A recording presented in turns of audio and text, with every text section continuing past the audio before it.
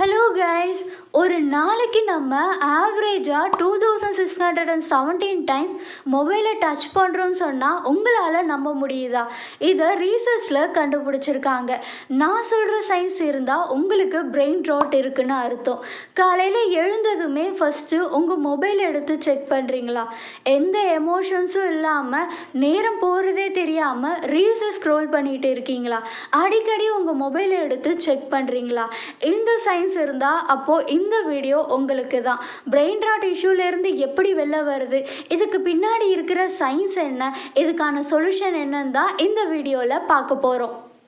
இதனால் brain rod வரும். 5 billion people இன்டர்நெட்டை use பண்ணுறாங்க.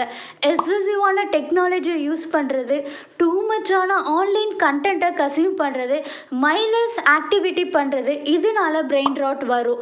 எந்த விஷயத்தில் உங்கள் மைண்டை யூஸ் பண்ணாமல் பண்ணுறீங்களோ அதுதான் mindless activity. Issue of brain rod.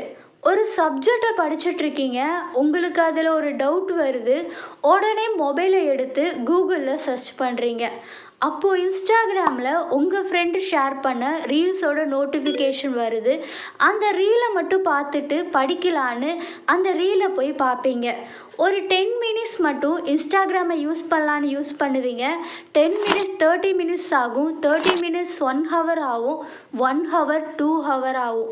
எதுக்கு மொபைலை எடுத்தோன்ற விஷயத்தையே மறந்து மைண்ட்லெஸ் ஆக்டிவிட்டியை பண்ணிகிட்ருப்பீங்க.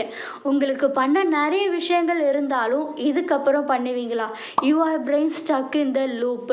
நீங்கள் எதுக்கு மொபைலை எடுத்தோன்ற விஷயத்தை ரியலைஸ் பண்ணதுமே இன்றைக்கான டைமை வேஸ்ட் பண்ணிட்டோம், அப்புறமா படிச்சுக்கலாம், இப்போ இன்ஸ்டாகிராமே பார்க்கலாம் உங்கள் மைண்டை ஃபிக்ஸ் பண்ணிடுவீங்க. Multitasking. American psychological association ரிப்போர்ட்டில் என்ன சொல்கிறாங்கன்னா, சோஷியல் மீடியாவில் தான் நமக்கு ஸ்ட்ரெஸ், டிப்ரெஷன் இன்க்ரீஸ் ஆகுதுன்னு. உங்கள் மொபைலில் மூவி பார்த்துட்ருக்கீங்க, அப்போ ஒரு நோட்டிஃபிகேஷன் வருது. அதை ஓப்பன் பண்ணி பார்த்துட்டு இருக்கும்போதே வேறு ஒரு நோட்டிஃபிகேஷன் வருது. இப்படி ஒரே நேரத்தில் பல விஷயங்களை ஃபோக்கஸ் பண்ணுறதுனால டிஸ்ட்ராக்ட் ஆகிட்டே இருப்பீங்க. இதனால உங்கள் கோக்னிட்டிவ் ஃபங்க்ஷன் அஃபெக்ட் ஆகும். நம்ம பிரெயினில் ஹை லெவல் ஃபங்க்ஷன் பண்ணுறது கோக்னிட்டிவ் ஃபங்க்ஷன்.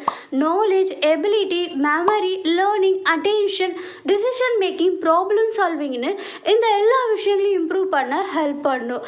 இந்த ஃபங்க்ஷன் அஃபெக்ட் ஆகுறதுனால இந்த எல்லா விஷயங்களும் உங்களுக்கு அஃபெக்ட் ஆகும். உங்களால் எந்த விஷயங்களையும் ஃபோக்கஸ்டாக பண்ண முடியாது. மெமரி பவர் ரெடியூஸ் ஆகிடும், டிசிஷன் எடுக்கிற ஸ்கில்லும் ரெடியூஸ் ஆகிடும்.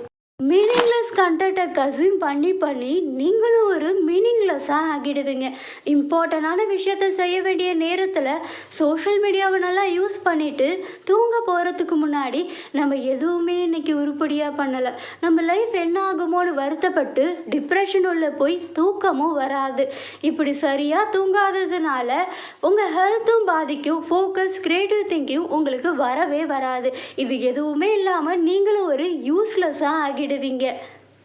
The science behind it. டோபமைன்ற ஒரு நியூரோ டிரான்ஸ்மிட்டர் நமக்கு பிடிச்ச விஷயங்களை செய்யும் போது நம்ம பிரெயினில் ப்ளஷரை ரிலீஸ் பண்ணும். ஒவ்வொரு வீடியோ ஸ்வைப் பண்ணி பார்க்க உங்களுக்கு டோபமைன் ஹிட் கிடச்சிக்கிட்டே இருக்கும். இதனால தான் சோஷியல் மீடியாவுக்கு அடிக்ட் ஆகிறீங்க. நம்ம மஸ்கிளை ஸ்ட்ராங் பண்ணணும்னா என்ன பண்ணணும்? ஜிம்முக்கு போய் எக்ஸசைஸ் பண்ணால் மஸ்கிள் க்ரோ ஆகும், நியூரோபிளாசிட்டி. அப்படின்னா நம்ம எந்த ஒரு விஷயத்தை திரும்ப பண்ணிகிட்ருக்கோமோ பிரெயின் அதை அடாப்ட் பண்ணி ஹேபிட்டாக மாறிடும். குட் ஹேபிட்டாக இருந்தால் எந்த பிரச்சனையும் இல்லை. இதுவே பேட் ஹேபிட்டாக இருந்தால், ஆனால் நம்ம பிரெயினுக்கு ஒரு சூப்பர் பவர் இருக்குது. பிரெயினை ரீவயர் பண்ணுறதுனால நம்மளால் எந்த ஹேபிட்டையும் சேஞ்ச் பண்ண முடியும். சொல்யூஷன்ஸ். Practice deep reading. எந்த ஒரு டிஸ்ட்ராக்ஷனும் இல்லாத இடத்துல போய் புக் எடுத்து ஒவ்வொரு டாப்பிக்காக படிங்க. இப்படி டீப் ரீடிங் பண்ணுறதுனால உங்கள் ஃபோக்கஸ் பவர் இன்க்ரீஸ் ஆகும். ஒரு விஷயத்தில் மட்டும் ஃபோக்கஸ் பண்ணி பண்ணுறதுனால க்ரியேட்டிவ் திங்கிங் இம்ப்ரூவ் ஆகும். நீங்கள் படித்ததும் என்னென்ன படிச்சிங்கன்னு ரிமெம்பர் பண்ணி பார்க்குறதுனால மெமரி பவரும் இன்க்ரீஸ் ஆகும். Avoid social media. இன்டர்நெட் ஜோனில் டைம் ஸ்பெண்ட் பண்ணுறதை ஸ்டாப் பண்ணிவிட்டு இன்டர்நெட் ஃப்ரீ ஜோனில் டைமை ஸ்பெண்ட் பண்ணுங்கள். வாக்கிங், சைக்கிளிங், ஸ்விம்மிங்னு உங்களுக்கு பிடிச்ச ஃபிசிக்கல் ஆக்டிவிட்டியை பண்ணலாம். Deep relationship. Harvard university study பண்ணதில் என்ன கண்டுபிடிச்சிருக்காங்கன்னா, நமக்கு உண்மையான ஹாப்பினஸ் தரது ரிலேஷன்ஷிப். ஒரு உண்மையான ரிலேஷன்ஷிப் அது உங்கள் ஃப்ரெண்டு கூட, பார்ட்னர் கூட, உங்கள் ஃபேமிலி கூட இருக்கலாம்.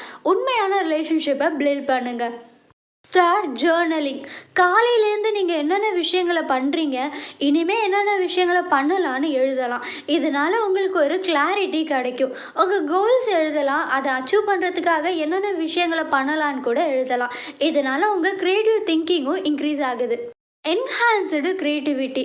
ஒரு ரிசர்ச்சில் என்ன கண்டுபிடிச்சிருக்காங்கன்னா, நம்பர் 1 ஸ்கில் க்ரியேட்டிவிட்டின்னு. நீங்கள் கன்சியூமராக இருந்தால் உங்களால் க்ரியேட்டிவிட்டி பவரை இன்க்ரீஸ் பண்ணவே முடியாது. இதுவே நீங்கள் ப்ரொடியூசராக திங்க் பண்ண ஆரம்பிச்சிட்டிங்கன்னா உங்களுடைய க்ரியேட்டிவிட்டி பவர் இன்க்ரீஸ் ஆகும். இந்த 5 விஷயங்களையும் ஃபாலோ பண்ணுறதுனால பிரெயின் ராட்ல இருந்து வெளில வந்து உங்கள் பிரெயினை பவர்ஃபுல்லாக சேஞ்ச் பண்ணலாம். இந்த வீடியோ கண்டிப்பாக உங்களுக்கு யூஸ்ஃபுல்லாக இருந்திருக்கும். தேங்க்ஸ் ஃபார் வாட்சிங்.